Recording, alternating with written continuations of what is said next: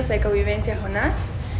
Damos la bienvenida al doctor Federico Anza, a la doctora Sara y al doctor Pablo. Muchas gracias por su presencia. El día de hoy vamos a hablar acerca de las infecciones urinarias en niñas y en niños. En este último tiempo en nuestro entorno, muchas mamás, tanto de niños como de niñas, están con temas de infecciones urinarias. Por eso es que hoy venimos a consultar, según las abuelas. ¿Qué son las infecciones urinarias, doctor Pablo? Bueno, sí, este tema es muy recurrente. No, creo que no solamente de esta última época, sino desde siempre ha sido un problema muy recurrente, sobre todo hablando en pediatría. Y bueno, las infecciones urinarias se van a definir como presencia de bacterias en la orina, ¿no? Se llama bacteriuria el término médico. Pero bueno, más allá de eso, es decir, infección de tracto urinario como se conoce. Cuando hablamos de tracto urinario tenemos que ver qué compone el tracto urinario o el trayecto urinario desde el riñón, desde donde se forma la orina, por los uréteres, llegamos a la vejiga, de la vejiga a la uretra y obviamente todo es el trayecto. Y por eso se puede definir una infección urinaria dependiendo del lugar, ¿no? Pues generalmente, justo lo que estábamos hablando hace unos minutitos detrás de cámaras, una infección urinaria baja que está relacionada a la vejiga se conoce como cistitis.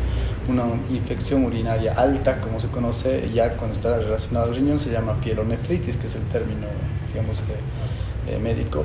Y también pueden haber uretritis, pero en realidad la infección urinaria, pues vamos a definirla en pocas palabras como presencia de bacterias en la orina. Oh, ya, perfecto. Doctor Federico, ¿es posible que en este tiempo se hayan incrementado las infecciones en niños? ¿Cuáles serían las razones? Indudablemente que sí, porque antes no se escuchaba de infecciones en niños, por lo menos yo que me acuerde cuando era niño, aunque pasan muchísimos años, pero nunca jamás hemos escuchado que haya una infección en niños. El uso y el abuso, por un lado, el exceso de higiene, porque los jabones siempre le van a cambiar el pH a la zona y a la orina misma. Cuando se altera el pH ya hay un factor para que desarrollen las bacterias. El otro factor es el exceso tremendo de azúcar que se consume ahora, porque antes también se consumía, pero ahora casi es una religión el tomar Coca-Cola, ¿no? Y la Coca-Cola, cualquier refresco súper azucarado y además con gas y bebidas carbonatadas, aparte cualquier otro azúcar, va a hacer de que se cambie el pH, y no solamente eso, sino que disminuye tremendamente el sistema inmunológico. O sea que al disminuir el sistema inmunológico en niños y en adultos, por supuesto, son más proclives a tener cualquier tipo de infección, no solamente infección en las vías urinarias, ¿no? El otro factor es que ahora, antes los niños jugábamos siempre, no voy a decir en la calle, pero no estábamos siempre bajo techo. Ahora cuidan mucho los niños, en las escuelas ponen tinglados. Antes que iban a poner tinglados, estábamos al sol. Se supone que es porque la capa de ozono ha disminuido y puede tener cierta afectación, pero también tiene una afección, un déficit de la vitamina D, que es muy, muy importante. Y la vitamina D, como todos sabemos o deberíamos saber, se produce por una síntesis de esta vitamina por los rayos ultravioletas del sol. Si no nos exponemos al sol, vamos a tener déficit de vitamina D, lo cual se debería suplementar. Yo aconsejo siempre dar si son niños, una pildorita de 1000 o 2000 unidades, ya cuando son más grandes de 3000 unidades, porque mucha gente dice, bueno, la leche tiene vitamina D, el queso tiene vitamina D, la mantequilla tiene vitamina D, pero no, yo no aconsejo eso, porque la verdad es que a temprana edad, aunque estamos hablando de niños, sí se puede dar, pero no en la cantidad suficiente como para que suplemente la falta de vitamina D. Entonces sí que se le puede dar leche, mantequilla, queso, pero no en grandes cantidades y además hasta cierta edad, ¿no? Según los asiáticos y según la medicina natural asiática, donde han nacido en realidad el naturismo, ellos dicen que el niño debería tomar leche hasta los 2 o 3 años y después no, tiene que empezar a comer como una persona adulta, y creo que tienen razón por muchas causas que no es el explicar temas hormonales, temas de lactosa, temas de que a las vacas ya les ponen mucho antibiótico. Y hablando de los antibióticos, el otro problema es que el niño tiene una infección, vías respiratorias, infección, vías digestivas, infección, vías urinarias. ¿Y qué es lo que dan? Lastimosamente, incluso algunos médicos que están todavía con la medicina un poco retrasada, antibiótico. ¿Y qué pasa al dar antibiótico? Que estamos destruyendo la flora bacteriana, la microbiota. En este caso me gusta hablar de la flora intestinal, aunque ya no se usa el término, pero yo pienso que sí es bueno diferenciar que existe la flora intestinal, la flora vaginal y la flora de vías urinarias, son diferentes. Entonces uno puede estar incrementando, vamos a decir, la flora del aparato digestivo, pero se está descuidando en la flora de vías urinarias. Y esto es muy difícil de poder discriminar, ¿no? Sin embargo, es importante que las mamás sepan que el dar antibiótico, aunque el médico le haya recetado, siempre deberían ver tal vez una segunda alternativa, a no ser que ya sea algo muy recurrente y que hayan acudido a un médico, el médico les ha dado una orden de laboratorio, les han hecho un análisis, a veces es un análisis general o de rutina, como se llama, o también cultivo para ver qué tipo de germen es el que está afectando al niño cuando hay germen, y al final se hace un antibiograma para ver ese germen es sensible a qué antibiótico. En esos casos sí se justificaría el uso de antibióticos, pero yo soy de la idea en que antes de eso agotemos otro tipo de terapias en las cuales también creo que vamos a tener tiempo de hablar, que es el tema de la alimentación, hábitos de vida, etcétera, etcétera. Perfecto. Doctora Sara, ¿las infecciones urinarias en niñas son más peligrosas que en los niños o esto es solo un mito? Bueno, en realidad una infección en general se agrava cuando no se realiza un tratamiento adecuado, cuando no se realiza el tratamiento a tiempo, o puede ser otras cosas, ¿no? O que no se haya dado cuenta a tiempo, etcétera, ¿no? Pero no se agrava por el género, si es un niño o una niña, ¿no? Sí es verdad que las infecciones son más frecuentes en niñas debido a la anatomía, a la anatomía que tienen las niñas, que sus vías urinarias están muy cerca del ano, ¿no? Entonces es más fácil que una niña se contamine. Y otro factor también para que existan múltiples infecciones es la disminución del funcionamiento del sistema inmunológico. Y esto comienza ¿desde dónde? Desde el parto, ¿no? Antes los partos naturales eran muy comunes, ahora es más común ver cesáreas, ¿no? Yo qué sé, por los beneficios que tiene, que es un poco, se corre menos riesgos, etcétera, ¿no? Pero se pierden del beneficio de pasar por el canal de parto y embadurnarse de las bacterias que existen en el canal vaginal, y desde ahí empiezan los problemas con el sistema inmunológico, ¿no? Entonces no significa que las niñas vayan a correr más peligro, ¿no? Pero sí es que sus infecciones son más comunes y además que son más frecuentes. Hay que enseñarles, ¿no?, la manera correcta de limpiarse, a tener un aseo correcto, como dice el doctor, no usar tanto los detergentes o jabones comunes para limpiar esas áreas, porque sí es verdad que mata la flora, hay un desequilibrio, ¿no? Y además de todo eso, el consumo de agua en niños, ¿no? Ya no es tan común que los niños agarren y tomen agua, ¿no? Siempre están o con Coca-Cola o con otros refresquitos, no sé. Pero el consumo de agua hace que los riñones comiencen a filtrar, ¿no? Filtran y es como que se va limpiando de manera natural todo el tiempo las vías urinarias. Doctor Federico, ¿cuáles son los síntomas de las infecciones urinarias en los niños?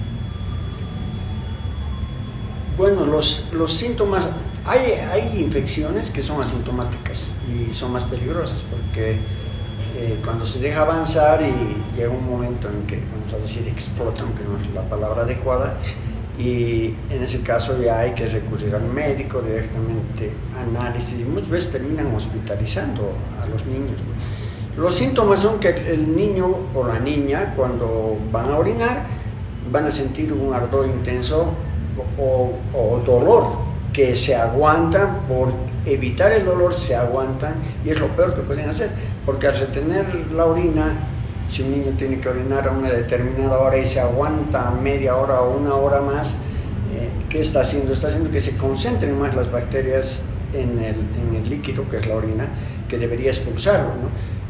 En esto yo me voy a permitir dar algunos consejos que por la experiencia y por el tiempo que he estado viendo esto, a veces es dentro de la misma familia que uno aprende. Yo la primera vez que vi era de un sobrinito que su mamá puso un bañador de agua a la temperatura del cuerpo, digamos, entre 37 a 40 grados, y sentó al niño dentro del agua y tenía una caldera que estaba con agua caliente y echaba de lejos para no quemarlo al niño, pero en el bañador donde estaba sentado el niño, y el escuchar el ruido del agua estimula al niño, la misma vibración que produce la caída de agua dentro del recipiente.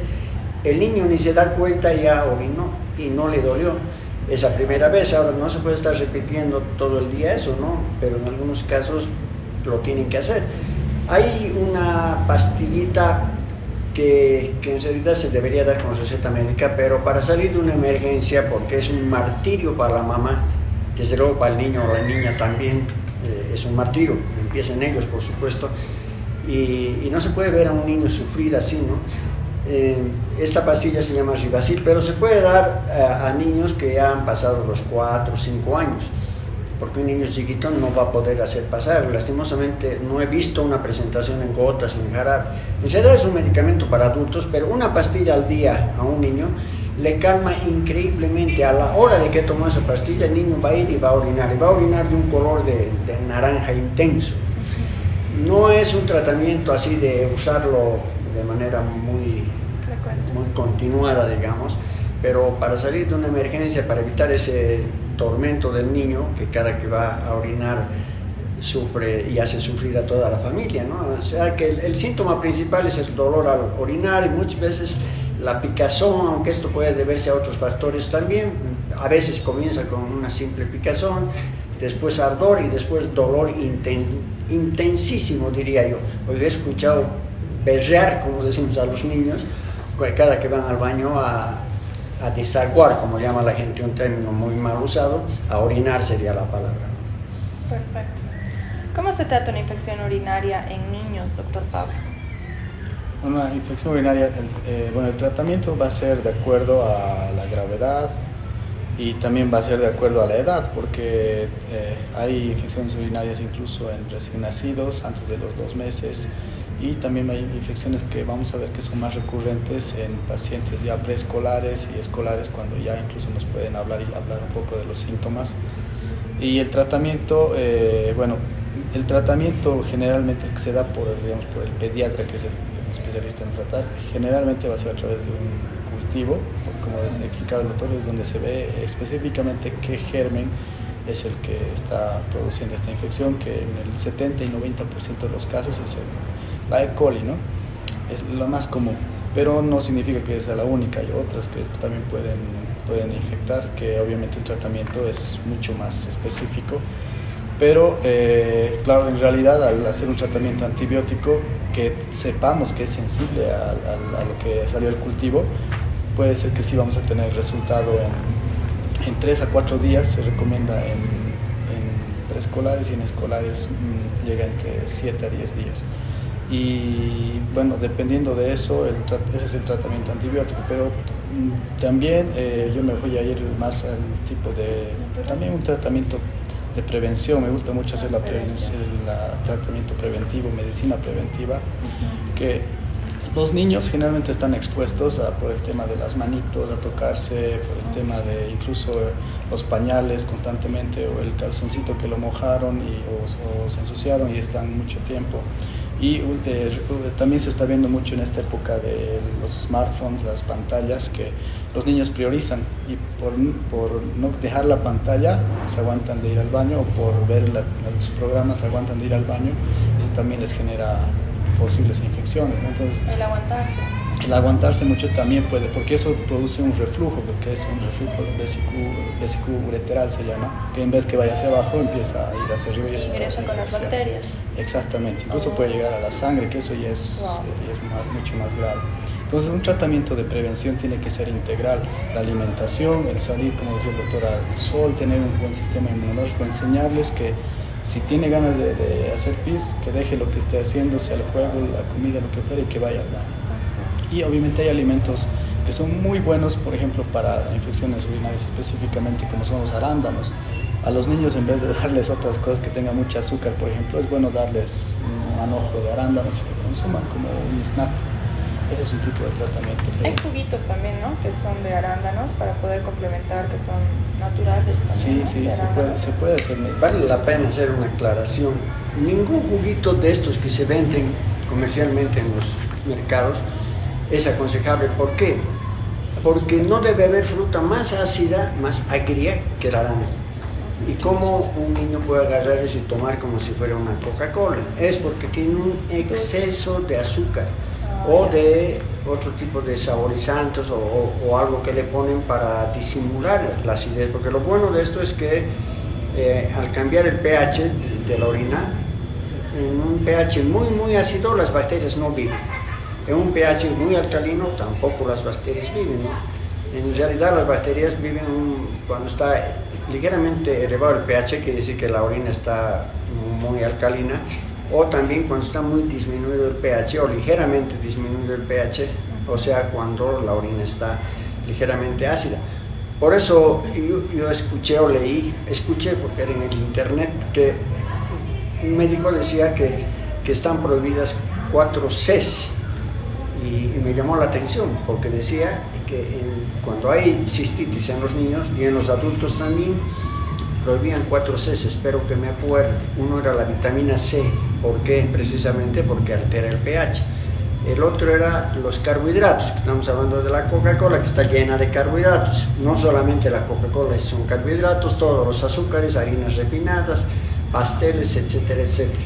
El otro era el calcio, porque según este médico el calcio es uno de los minerales que altera más el pH del cuerpo.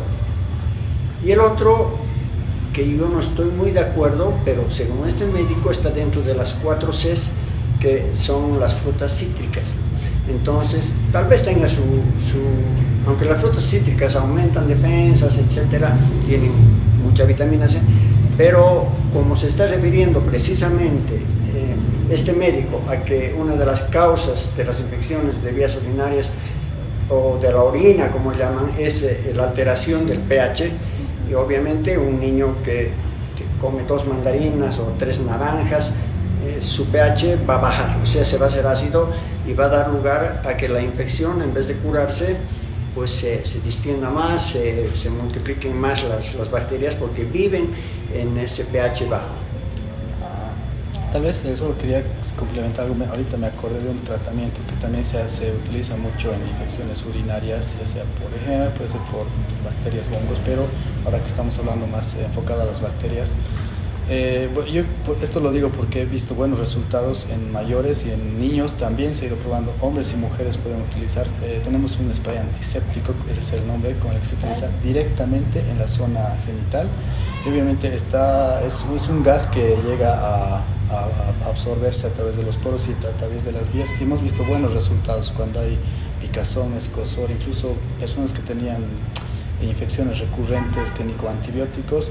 Hemos visto resultados con este spray antiséptico directamente. Obviamente no va a ser la única vía, puede haber otras vías también, pero una vía que ha ayudado bastante es este spray antiséptico, que también no tiene efectos secundarios como el antibiótico. ¿Y pueden usar los niños también? Pueden usar los niños. A mi sobrina de 3 años, porque sé que a veces con la manito se puede llegar a tocar, directamente se le puede poner y no hay riesgo de utilizar. ¿Y eso lo venden acá? Hay acá el spray antiséptico.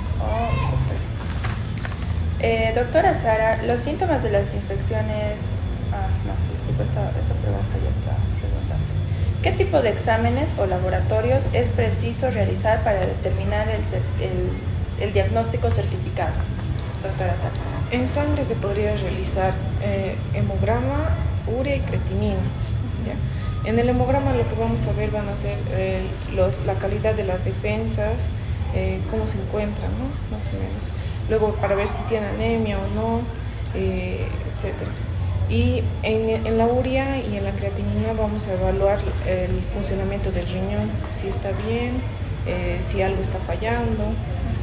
Luego se les recomienda hacer siempre, por lo menos unas 2 veces al año, un examen general de orina.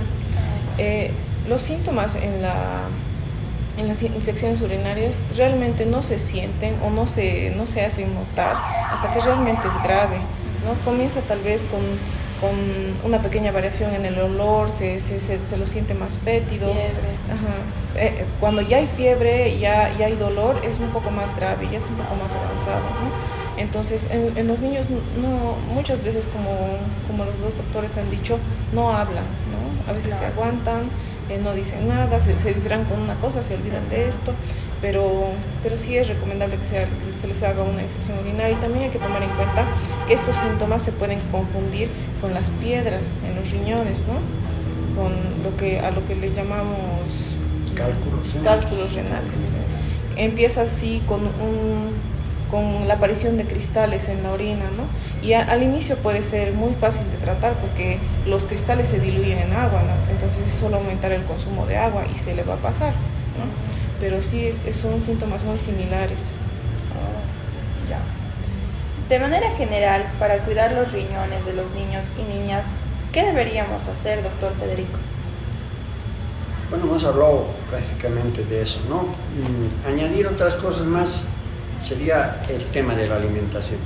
Un niño que está alimentado con bastantes verduras, que es bien difícil, porque yo no sé por qué hay ese rechazo, pero es como una cosa natural que al niño enseñarle a comer verduras es bien difícil, ¿no? Las mamás se dan modos, a veces les hacen sopas licuadas de verduras que están muy bien, pero lo ideal sería que el niño comiera las verduras crudas, ¿no? Las zanahorias, dicen que lo mejor, porque tiene, vamos a decir, antiinflamatorios en su composición, es el brócoli, toda la familia de las coles, todas las verduras que son las más verdes. ¿Cruz o al dente? Pues ligeramente al vapor, es lo mejor eso, ¿no? Ahora, mucha gente piensa que al vapor no se cocina, pero es exactamente igual, depende del tiempo. ¿Por qué? Porque el vapor tiene 100 grados de temperatura o 98 y el agua, donde suponemos que se va a cocer mucho más, tiene 100 grados de temperatura, porque no puede haber agua líquida que tenga más de 100 grados. Claro. Cuando el agua llega a 100 se vuelve gaseosa.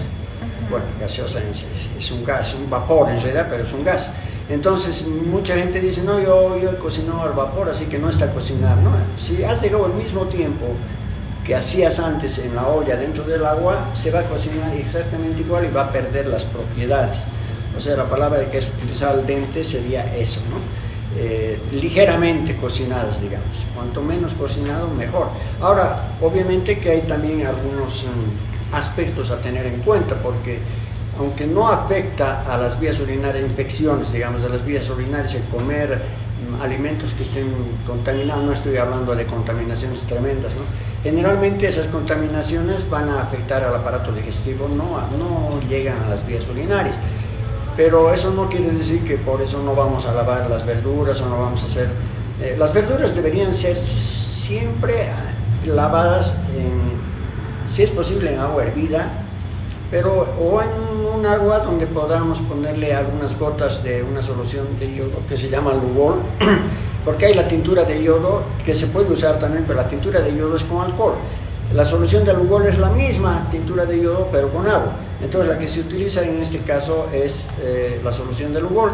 Y otra cosa que se puede utilizar con mayor éxito todavía es la solución que viene en los envases de los sprays a los que se estaba refiriendo el doctor Pablo, el spray antiséptico, que se puede echar un chorrito y dejar el agua con 1 minuto es suficiente.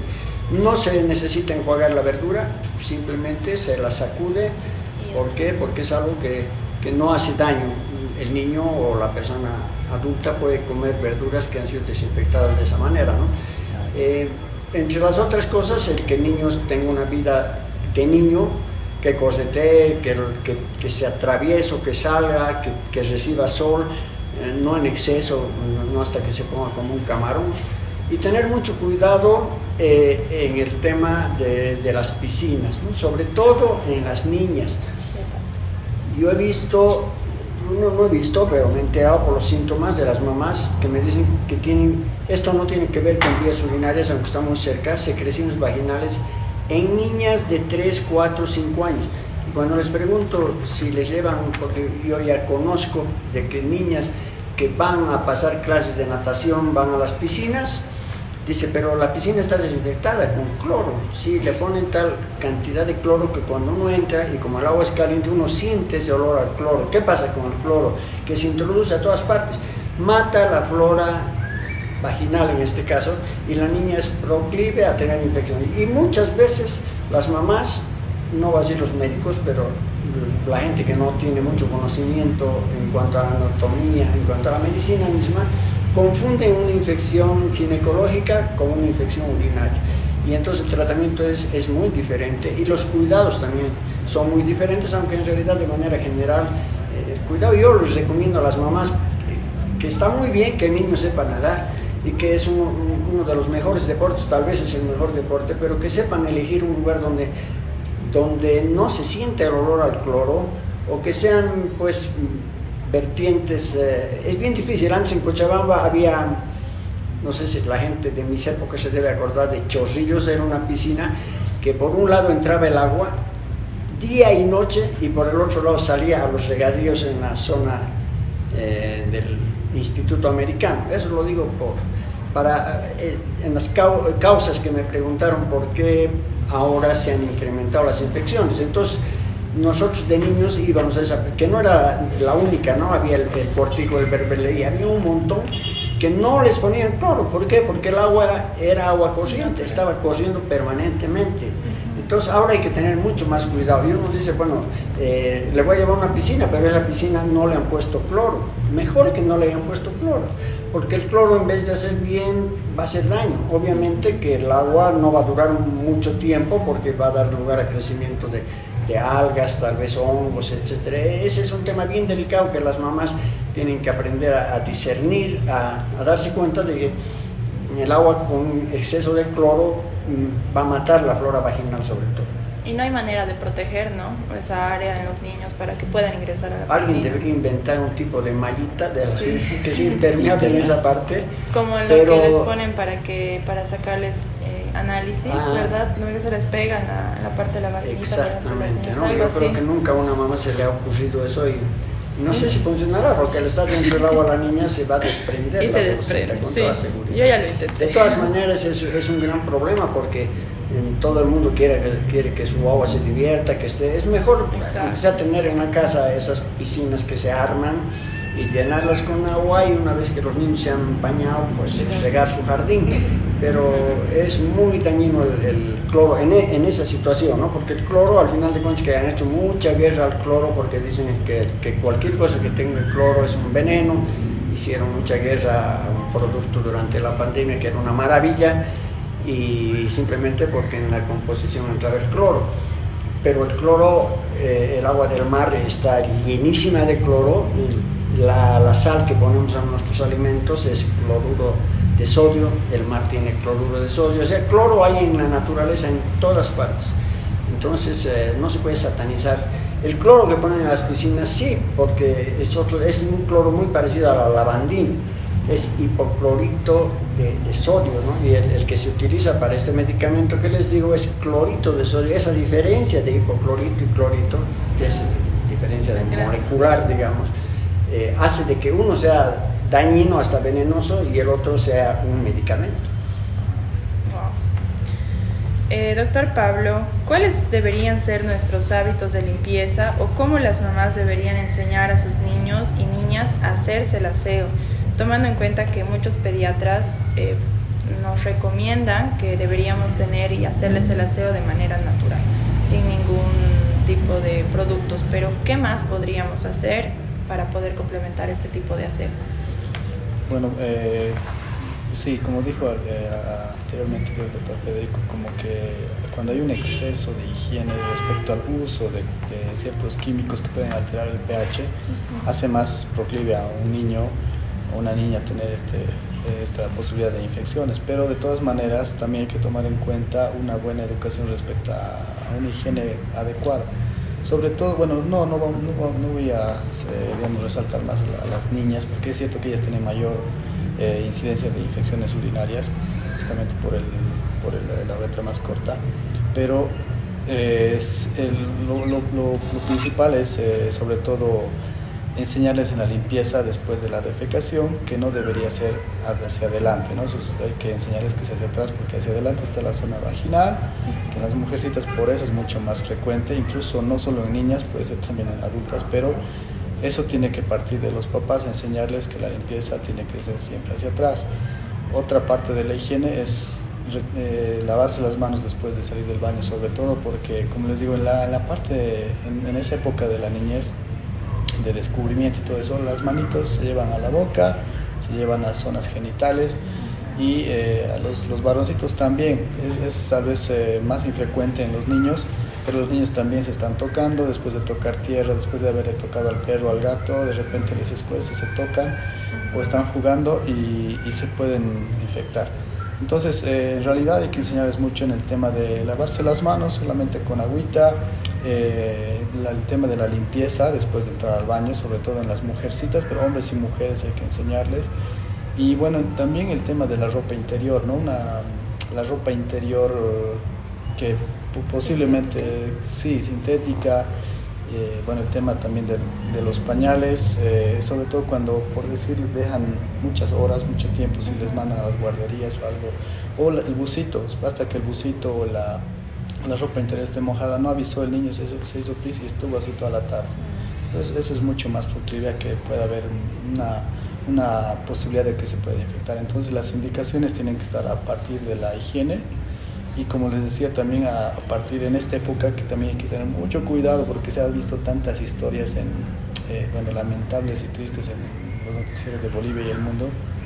Las mamás enseñarles a las hijitas, sobre todo a las niñas y a los niños también, que nadie más les puede tocar la partecita, porque se han visto casos tan horrendos en el tema de la depravación, pero que nadie más puede estarle tocando, limpiando la zona vaginal, más que su mamá, digamos, ¿no? Porque después pueden ocurrir otras cosas. Entonces, esa parte también de la concientización a las madres.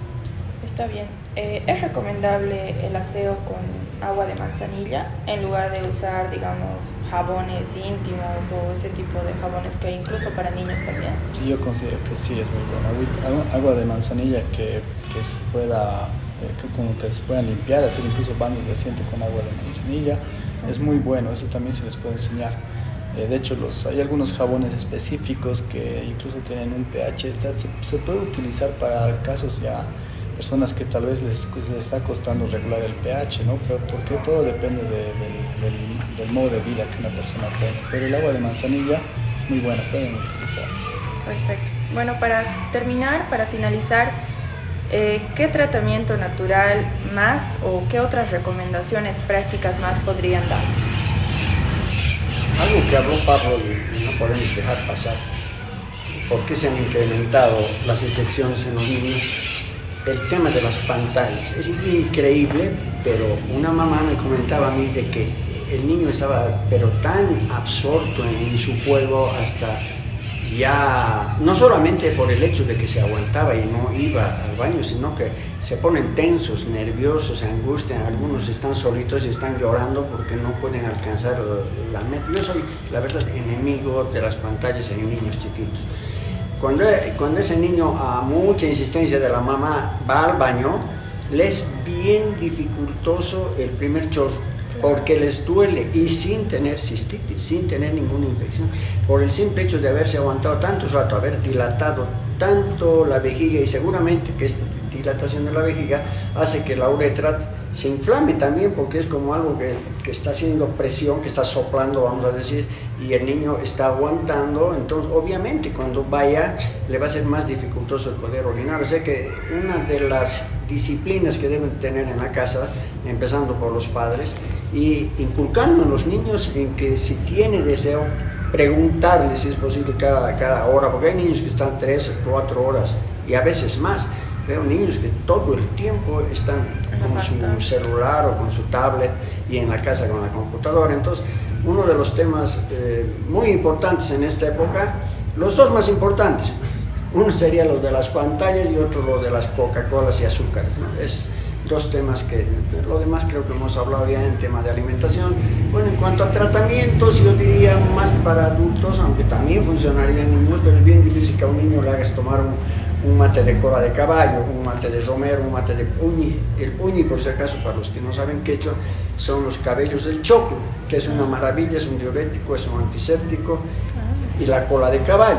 Entonces, parecerían cosas todas de animales, ¿no? Cabellos, choclo, cola de caballo, ¿qué más dije? Hablé de otro animal que me he olvidado.